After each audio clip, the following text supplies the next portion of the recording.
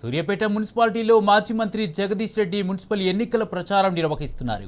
జగదీష్ రెడ్డికి కాలనీవాసులు ఘన స్వాగతం పలికారు. ప్రస్తుతం జగదీష్ రెడ్డి మాట్లాడుతున్నారు. ఇప్పుడు లైవ్ చూద్దాం. యువకులకు 2 లక్షల ఉద్యోగాలు మీరు ఏడాది లోపలే జాయిన్ కావాలని చెప్పిండు. ఉద్యోగస్తులకు మీరు అడిగిన అన్ని చేస్తే పొమ్మన్నాడు. ఆఖరికి స్కూల్ పిల్లలకు కూడా, కాలేజ్ పిల్లలకు కూడా మీకు 5 లక్షల రూపాయల కార్డు ఇస్తా, ఇక మీరు ఏటీఎం కనబడితే అందులో ఇట్లా గుంజి తీసుకోవడమే పైసలు అని చెప్పాడు. ఇక అమ్మాయిలకైతే మీరు అన్నను బతిలాడుతుర్రు, మీ నాయనని బతిలాడుతుర్రు, దించడమని కాలేజీలో అక్కరే లేదు. నేను వచ్చిన తెల్లారి జనవరి నుంచే మీరు స్కూటీ మీద పోతారని చెప్పిండు. స్కూటీ మీద పోతారని చెప్పిండు. నమ్మిండ్రు, అందరు నమ్మిండ్రు. ఈ ఆడపిల్లలు అయితే పాపం కలలా అప్పుడప్పుడు వాళ్ళ అన్నగాడే బతిలాడినట్టు, అరే నీ స్కూటీ ఇవ్వ చెల్లెని అడిగినట్టు, వాని ఇయ్యను పొమ్మని ఏడిపించినట్టు, వాళ్ళ అమ్మని ఇంట పెట్టుకొని కూరగాయల మార్కెట్కి పోయినట్టు పాపం కలలు కన్నా ఆడపిల్లలు పోతురా. స్కూటీ మీద పోయేటోళ్ళు రైడ్ ఉన్న అమ్మాయిలు ఆడిచ్చిన స్కూటీ వాళ్ళ అక్క ప్రియాంక గాంధీని తెచ్చిస్తా అన్నాడు. స్కూటీ లేదు. పిల్లల కార్డులు పాపం ఏటీఎం కనపడ్డప్పుడు ఎల్లా పిల్లలకు నోరు ఉరుతుంది కాలేజీ పొరగాళ్ళకు. అబ్బా కార్డు వస్తే అందులో పోయి తెచ్చుకుందాను కదా అని పని అయిపోయింది. ఇక తులం బంగారం పాపం కేసీఆర్ ఇచ్చే 1,00,000 అలా 50,000 పాడే బంగారంకే పోబట్టే, పుస్తల తాడికి పోబట్టే. ఇక ఈయన వచ్చి తులం ఇస్తాడు, 1,00,000 మిగిలితే తులం బంగారం వచ్చింది, మంచిగా నిమ్మలపడ్డారు. అయిపోయింది. ఇక 2,000 పెన్షన్ అప్పటిదాకా ఒక్కరికే వచ్చేది, ముసలాయన ఉంటే ముసలాయనకే వచ్చింది. అవ్వతాతలకు ఇస్తా అన్నాడు. ఇక ఆమె మామూలుగా అనుకోలు కలగనలే, ముసలోని సంగతి చెప్తా రాని, 10 రూపాయలు ఏమంటే నన్ను సకల ఇబ్బందులు పెడుతుండే కదా, అప్పుడు ఈ సంగతే చెప్తుంది అనుకుంది. పాపం 4,000 వస్తాయి మళ్ళీ అనుకుంది. పోయింది 4,000, 2,000 దిక్కు లేదు. అసలు పెన్షన్ 1 నెల ఎగ్గొట్టాడు దుర్మార్గుడు. ప్రతి ఒక్కటి కేసీఆర్ కిట్టు వాస్తవానికి ఏముండే అంతకుముందు ఎవరైనా మీ అందరికి ఎరికే 2 నెలలు 3 నెలలు కాగానే అత్తో అమ్మో లేకపోతే నాయనమ్మో అమ్మమ్మో ఉంటే ఏమై పిల్ల ఏం సపోర్ట్ చేస్తలేవు అనేది, ఏం లేదా ఏం సంగతి అనేది. అంతకుముందు కేసీఆర్ కిట్ వచ్చినాక ఆ పని వాళ్ళకి తప్పింది. ప్రతి నెల ఆశా వర్కరే మీ ఇంటికి వచ్చి ఏమైంది, ఏమైనా విశేషం ఉందా, హాస్పిటల్కి పోదామా, నెల తప్పింది అంటే హాస్పిటల్కి తీసుకుపోయి కడుపులో పడ్డ బిడ్డను కూడా పెంచాలని చెప్పి ప్రభుత్వమే 3 సార్లు 4,000 రూపాయలు ఇచ్చి కడుపులో పడ్డ బిడ్డను కూడా పెంచాలన్న ఆలోచన చేసిన ఏకైక నాయకుడు ఈ ప్రపంచంలో కేసీఆర్ ఒక్కడే. గంత గొప్ప ఆలోచన చేసిన నాయకుడు కేసీఆర్. ప్రతి కుటుంబం నా కుటుంబం అనుకున్నాడు, ప్రతి బిడ్డ నా బిడ్డ అనుకున్నాడు. ఎట్లొచ్చినాయి ఇవన్నీ? మీరు వేసిన ఓటుతోనే వచ్చినాయి. ఇప్పుడు మీ ఓటుతోనే పోయినాయి. తెచ్చుకున్న నాడు మీ ఓటే తెచ్చుకుంది, పోగొట్టుకుంది కూడా మీ ఓటే. కేసీఆర్ కిట్ బంద్ అయింది, మాయమైంది. ఇప్పుడు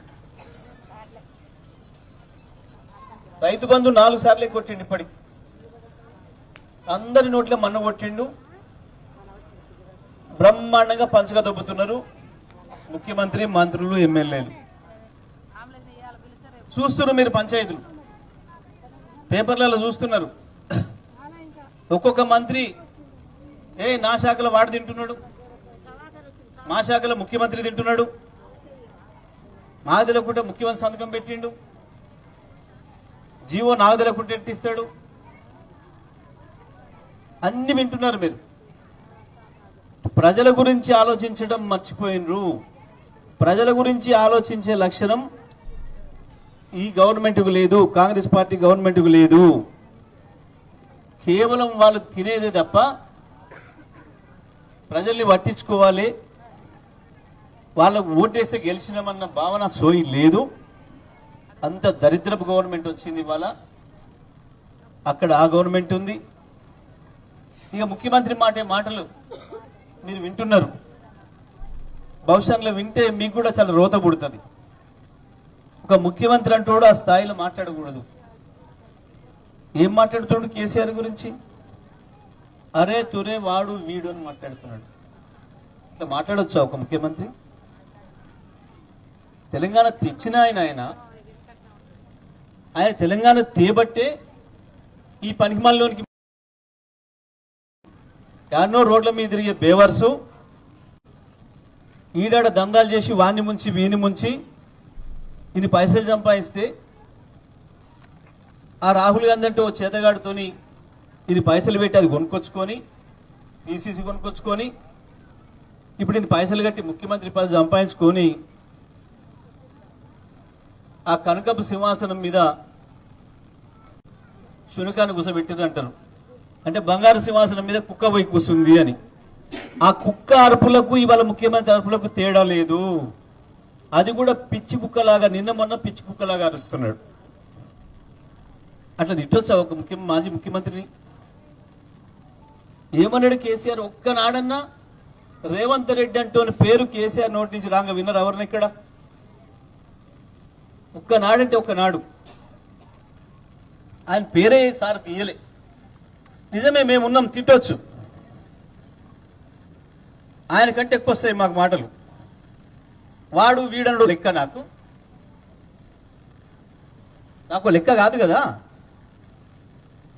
ఏంది ఆయన బీకేదేంది? ఆయన పద్ధతుల్ని అంటున్నాను నేను, ఆయన భాషల్ని. ఏం మాట్లాడిండు? అరే నువ్వెంతరా, నువ్వెందుకురా, నువ్వోడికిరా, నన్ను ఏం పీక్కుంటారు, నేను ఇట్నే మాట్లాడతా అన్నాడు. నేను కూడా మాట్లాడతా. నువ్వెంతరా, నేను కూడా మాట్లాడతా. ఏమవుతుంది? ఇది పద్ధతి కాదు కదా. పెద్దవాళ్ళు పెద్దగా మాట్లాడాలి, గొప్పగా మాట్లాడాలి కదా. మాకు మాట్లాడరాక కాదు, కేసీఆర్ మాట్లాడినాడు. వాళ్ళు తప్పు చేస్తే మనం చేయొద్దు, వాళ్ళు సంస్కారహీనంగా ఉంటే మనం పోవద్దు. అట్లా ప్రజలు గమనిస్తారు మంచి చెడ్డ. వాళ్ళు తిట్టే తిట్లని మనకు శాపాలేం కావు,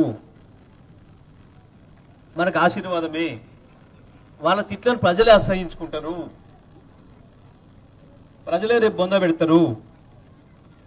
కాబట్టి మనం ప్రజల మీద నమ్మకం తోడుకోవాలి తప్ప చేదగాక రెండంతరంతో మాట్లాడుతున్నాడు ఆ మాటలు. ఇచ్చిన హామీలన్నీ ప్రజలు అడుగుతారని, 2500 ఏమైంది అని మీరు అడుగుతారు. కాంగ్రెస్ వాడు వస్తే మా 4000 పెన్షన్ ఏమైంది అని పెద్ద మనుషులు అడుగుతారు. మా 15,000 రైతు బంధు ఏమైంది అని రైతులు అడుగుతారు. మా 2 లక్షల ఉద్యోగాలు ఏమైనాయి అని యువకులు అడుగుతారు. మా స్కూటీలు ఏమైనాయి అని ఆడపిల్లలు అడుగుతారు. 2 లక్షల కార్డులు ఏమైనాయి అని కాలేజ్ పిల్లలు అడుగుతారు. ఇవన్నీ మాట్లాడకుండా చేయడం కొరకు ఇటువంటి రోత మాటలు, బూతు మాటలు మాట్లాడతారు. వాస్తవానికి ఎన్నికలకు ఇవా చెప్పేది ఒక ముఖ్యమంత్రి సభకు వస్తే? సభకు వచ్చి ఏం చెప్పాలి? ఇగో మీ ఊర్లోకి సమస్యలు ఉన్నాయి, నేను దీన్ని పరిష్కారం చేస్తా, లేకపోతే దీనికి ఇన్ని పైసలు ఇస్తా. వచ్చిండు మొన్న మిర్యాలగూడ. ఇగో మీ మిర్యాలగూడలకి ఉన్నాయి, కేసీఆర్కి ఇది చేయలేదు, ఈ జిల్లాలో జగదీష్ రెడ్డి ఇది చేయలేదు, మీ ఎమ్మెల్యే పాత ఎమ్మెల్యే చేయలేదు, ఇగో మేము చేస్తున్నాం, మీకు ఇంకో 1000 కోట్లు ఇస్తున్నా, ఈ పని చేస్తున్నా అని చెప్పాలి కూడా. కానీ కేవలం ప్రజలకు ఇచ్చిన హామీల్ని పక్కదారి పట్టించి ప్రజల్ని మోసం చేయడానికి, పరిపాలన చేతగాక బూతు మాటలు మాట్లాడి మనం రెచ్చగొట్టాలి. చాలామంది ఉన్నారు ఇక్కడ బీఆర్ఎస్ పార్టీ కార్యకర్తలు. ఆ మాట కోపం వచ్చి ఓడిపోయి బస్ దగ్గర పెట్టవచ్చు, ఓడిపోయి కాంగ్రెస్ కార్యకర్త ఆయనను కూడా అదే భాషలో తిట్టవచ్చు. తిడితే కేసులు పెట్టాలి, జైలుకు పంపాలి, వీళ్ళని ఎన్నికలలో తిరగనియొద్దు. ఇది ముఖ్యమంత్రి ఉపాయం. కానీ గంత అమాయకులు ఎవరు లేరు. ఆయన తెలివి తక్కువ మాటలకు ఎవ్వడు భయపడ్డోడు, లొంగిపోయేటోడు లేడు. తప్పకుండా ప్రజలకు విజ్ఞత ఉంది. మీరందరూ కూడా ఆలోచన చేసి సూర్యాపేటలో కూడా మళ్ళీ పాత రౌడీజం మొదలైంది, పాత దౌర్జన్యాలు మొదలైనవి కాంగ్రెస్ వాళ్ళై. సూర్యాపేటకు ఒక్క రూపాయికి నిధులు తేలే, మనం ఇచ్చిన మంచిళ్ళు కూడా రోజు వేయలేకపోతున్నారు. మళ్ళా కరెంట్ ఎప్పుడో పోతుంది, మున్సిపాలిటీ నిర్వహణ లేదు, మళ్ళీ దోమలు పెరుగుతున్నాయి, పందులు పెరుగుతున్నాయి, మళ్ళీ పాత రోజులు వచ్చినాయి. అవి పోవాలి అని అంటే నాతో పాటు కలిసి పనిచేసే కౌన్సిలర్లు ఉండాలి. ఉంటే కనీసం నేను వాళ్ళతో పని చేయించి మళ్ళా ఎప్పుడోదిగా జర మురికాల వాళ్ళు బాగు చేయిస్తా, స్ట్రీట్ లైట్ లేపిస్తా, నీళ్లు సరిగా వచ్చినట్టు చేస్తా. కనీసం మనం పెట్టే చెట్లు పెంచుకునే పరిస్థితుల్లో లేరు. ఆ ట్యాంక్ బండ్ నాశనం అయిపోతుంది. ఎంత బ్రహ్మాండమైన మహాప్రస్థానం కట్టుకున్నాం, శ్మశానాలు అన్నిటిని మార్చి బ్రహ్మాండంగా చేసుకున్నాం, అద్భుతమైన పార్కులు చేసుకున్నాం.